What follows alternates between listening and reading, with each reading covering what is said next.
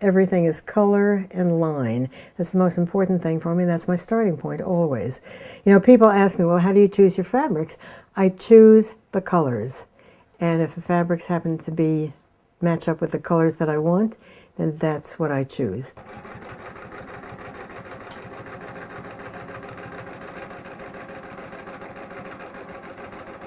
I love the fabric, I love the textiles, I love the thread.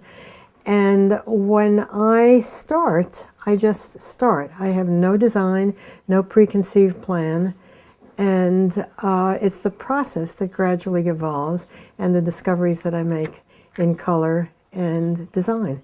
I combine different fabrics to make new patterns and new colors, and then the stitching over it changes the color also. So it's a constant working with color.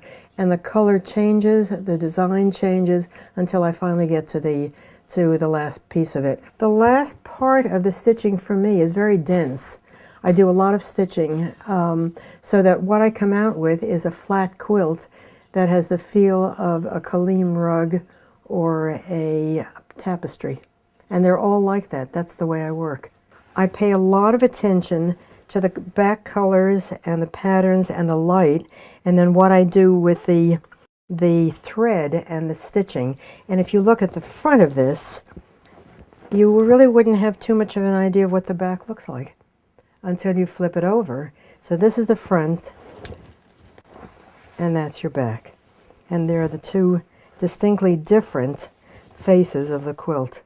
When I was in Easton, Maryland, about 2 years ago at the Easton Art Academy show, there was another artist who's a paper maker. She and I just loved each other's work, so we traded. She has a quilt of mine, and I got 22 small pieces of handmade paper. These are two of a series now. This is called A Dream Diary, and I've made 18 of them so far.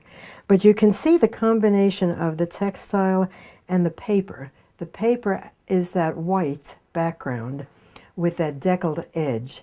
And the deckled edge, I think, just adds a wonderful additional texture to the fabric, and the fabric plays off the paper.